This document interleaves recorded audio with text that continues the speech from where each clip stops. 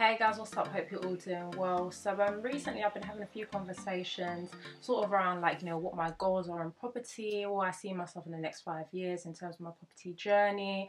Do I plan to get into property development, and also am I interested in any other strategies outside of buy to let? And so in short, my answer is that property development is not even on my radar, and then other strategies like flips, buying to sell are not things that I'm considering right now, and simply because my overall goal is financial independence as well as time freedom. And time freedom includes the fact that I don't want property to be the be all and end all for me. There are a lot of other things that I'm interested in doing, and so I don't want it to become like consumed in property. I don't want that to be the whole picture. And so this brings me to why I've identified buy-to-lets as my chosen and primary investment strategy, or when it comes to property purchases anywhere. And simply because with buy-to-lets you're able to benefit from all the financial advantages of investing in property, and also it's the least hands-on, so it's less hassle to get started and also to manage in the long term. So now that you know my goal when it comes to property and the overall path and direction that I'm taking things in, let's get into some more reasons why I've chosen buy-to-let as my my strategy of preference. So number one, you've got rental income and capital growth. So when it comes to buy-to-let property, you benefit from two types of income. You've got your monthly cash flow from rental income, and then also you benefit from capital appreciation or capital growth. So when the property increases in value, let's say you bought it for £100,000 and it increases up to £150,000, that's £50,000 equity, which is yours.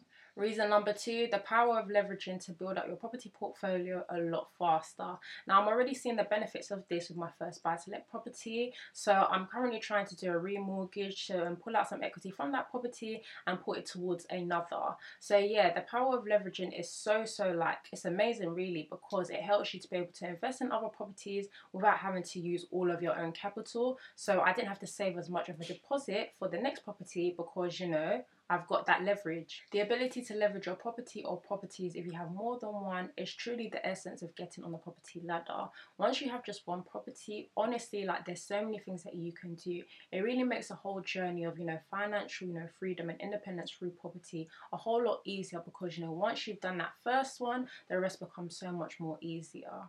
Number three, it's almost passive income if you're managing the property yourself. And that's simply because I feel like once you have tenants in a property, it's so easy. There's nothing for you to do apart from collecting your rent. And that's going to be on a direct debit anyway. If there are any issues, yes, the tenant will let you know. But, if the property has been, done up to a good standard, then really you shouldn't be having many issues during the tenancy. So yeah, if you're, managing a property yourself, it's almost passive income. However, if you hand it over to a management company or a letting agent, then it is going to be totally passive really, because you don't have to do anything. The letting agent is going to do everything for you. However, I do always insist that even if you give your property over to a letting agent or management company to handle for you, you still want to keep a close eye on it, just because no one's going to manage your property or your business or your money the way that you would do. So you just want to make sure that you're checking up on the letting agents from time to time and making sure they're keeping on top of what they're supposed to be doing, because yeah, you're paying them for a service, but as I say, no one's going to look after your thing for you as well as you would do. Number four, buy-to-lets are the most straightforward strategy to set up. So unlike HMOs or even flips, they're a lot easier to get going with. So with HMOs, mortgages are a lot trickier. Also, there's more licensing requirements, and also things like Article 4 direction. With flips or buy-to-flip strategies, there's less room for error. So really, you need to make sure that that refurb goes to plan, so that you can see that capital benefit and capital profit that you plan to see. Number five, buy-to-lets are the most hands-off strategy. So with buy-to-lets, the tenants are responsible for paying all the bills, council tax, etc. You don't need to worry about that. They take that on as soon as they sign the tenancy agreement. The tenants are also responsible for maintaining the house. So general cleaning and upkeep, your tenants need to be doing that. So you don't need to getting a cleaner to go and clean the property like you would do with a HMO, for example. And just general maintenance, you can leave your tenants to do that.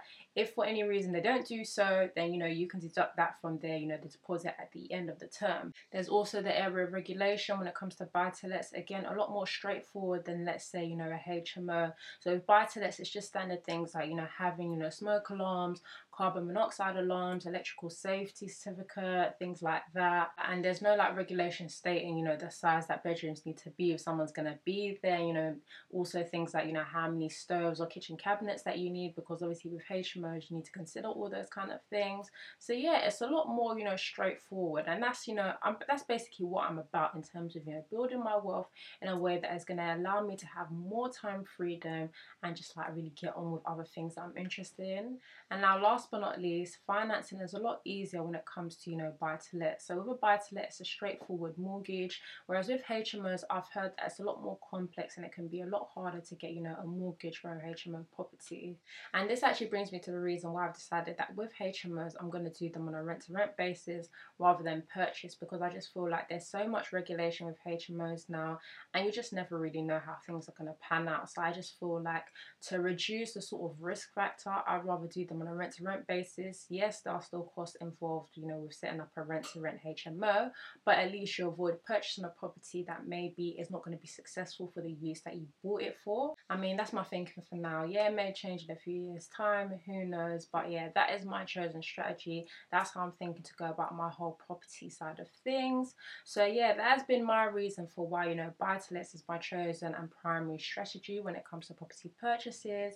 I hope you found this video useful. If you have done, please do give it a thumbs up, and also if you're not subscribed to my channel already, please do so. And also if you have any suggestions of video topics that you'd like me to cover, please do let me know in the comments and I'll make sure that I do so.